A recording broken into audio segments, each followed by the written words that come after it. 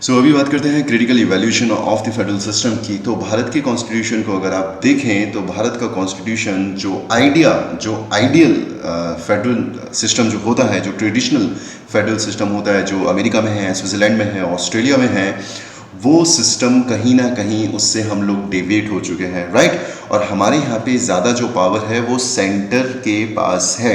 और यही कारण है कि केसी वेयर क्या बोलते हैं, वो कहते हैं कि भारत का जो कॉन्स्टिट्यूशन है ना तो ये यूनिटरी है ना तो ये फेडरल है, it is a quasi federal system. So ये क्वेश्चन पीसीएस में पूछा जा चुका है कि किसने भारत के कॉन्स्टिट्यूशन को क्वासी फेडरल सिस्टम कहा है। तो ये कहा है आपके कॉन्स्टिट्यूशनल एक्सपर्ट जिनका नाम है केसी वेयर, राइट। के संथानम क्या बोले, के संथानम बोलते हैं कि भारत के कॉन्स्टिट्यूशन का या में सेंट्रल टेंडेंसी के होने के दो महत्वपूर्ण कारण हैं, दो इंपॉर्टेंट रीजन हैं। पहला, the dominance of the centre, ठीक है, कहाँ पर, फाइनेंशियल स्पेयर पर। भाई जिसके पास पैसा होगा उसके पास पावर होगी। जैसे फाइनेंशियल स्पेयर में कैसे सारा पैसा जाता है, कहाँ पर सारा पैसा जाता है, केंद्र के पास। उसके बाद आपकी जो फिर फाइनेंस कमीशन होता है उसकी रिकमेंडेशन के आधार पर जो सरकार होती है वो पैसा देती है, पैसा बांटती है राज्यों को। तो कंट्रोल किसके पास है, कंट्रोल है आपके सेंटर के पास। और यही कारण है कि फाइनेंशियल स्पेयर पे क्योंकि डोमिनेंस है यूनियन गवर्नमेंट का, इसीलिए होता क्या है कि आपकी जो पावर है, जो यूनियन पावर है वो ज़्यादा ताकतवर बन जाती है। दूसरा कारण क्या है, the emergence of a powerful erstwhile planning commission. तो आपको याद होगा प्लानिंग कमीशन बनाया था नेहरू जी ने। अब प्लानिंग कमीशन क्या करता था, प्लानिंग कमीशन जो है रिकमेंडेशन देता था, किसको देगा, ऊपर जो इनकी एक बॉडी होती थी नेशनल, नाम भूल रहा हूँ उसका, चलो जो भी थी। तो प्लानिंग कमीशन जो है वो रिकमेंडेशन देगा और उसके आधार पर फिर क्या होता था, पॉलिसीज़ बनती थी। तो पॉलिसीज़ के फॉर्मुलेशन में जो रोल था वो प्लानिंग कमीशन का था। प्लानिंग कमीशन किसका है, यूनियन गवर्नमेंट का है। काउंसिल ऑफ मिनिस्टर जो है वो उसके मेंबर भी हैं कई सारे काउंसिल ऑफ मिनिस्टर। तो यहाँ पे भी आपको देखने को मिलता है कि प्लानिंग कमीशन की वजह से स्टेट्स ऑटोनॉमी के ऊपर काफ़ी प्रभाव पड़ा, स्टेट्स काफ़ी कमज़ोर हुए, यूनियन ज़्यादा ताकतवर हुआ। लेकिन कुछ ऐसे भी पॉलिटिकल साइंटिस्ट हैं जो कि ये कहते हैं कि भारत का कॉन्स्टिट्यूशन जो है दैट इज़ एक्सट्रीमली फेडरल। और ऐसा कहने वाले कौन है, पॉल एप्पलबाय। मॉरिस जोन्स का क्या कहना, मॉरिस जोन ये कहते हैं कि भारत का जो कॉन्स्टिट्यूशन है it is a bargaining federalism. Bargaining किस किस के बीच में, सेंट्रल गवर्नमेंट और स्टेट गवर्नमेंट के बीच में। Ivor Jennings has described it as a federation with a strong centralising tendency. एक ऐसा फेडरेशन जिसमें सेंटर गवर्नमेंट के पास ज़्यादा ताकत आपको देखने को मिलती है। उसके बाद ये बहुत ही ज़्यादा इंपॉर्टेंट आदमी है ग्रैनवेल ऑस्टिन, बहुत ही ज़्यादा इंपॉर्टेंट आदमी है क्योंकि इसने नया टॉपिक जो है वो डाल दिया है आपके सिलेबस में, and that is cooperative federalism.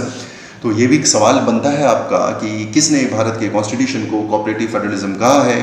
तो ये कहने वाले जो व्यक्ति हैं उनका नाम है ग्रैनवेल ऑस्टिन, राइट। सो क्या बोले, ये बोले कि भारत का जो कॉन्स्टिट्यूशन है उसने अपने को चेंज किया है। It is a new kind of federation to meet India specular needs. भारत की ज़रूरतों के हिसाब से, नई ज़रूरतों के हिसाब से कॉन्स्टिट्यूशन को बनाया गया है, ठीक है। So both the union and the states are created by the constitution, both drive their respective authority from the constitution. Constitution से ही आपकी यूनियन गवर्नमेंट निकली है, कॉन्स्टिट्यूशन से ही आपकी स्टेट गवर्नमेंट निकली है। इसलिए अंबेडकर जी का कहना कि yet the constitution avoids the tight mould of federalism and could be both unitary as well as federal according to the requirements of time and circumstances. तो आपका जो देश है वो कभी यूनिटरी हो जाता है, कभी फेडरल हो जाता है, सिचुएशंस के हिसाब से, टाइम के हिसाब से इस तरीके से डिज़ाइन किया गया है। Very important case, Bommai case 1994। Supreme court बोला क्या, सुप्रीम कोर्ट बोला कि constitution is federal and characterise federalism as its basic feature. तो ये आपके प्री में पूछा जा सकता है। अगेन 3 से 4 आपको फीचर्स देंगे और आपसे पूछा जाएगा कि which among of the following is और are the basic feature of Indian constitution.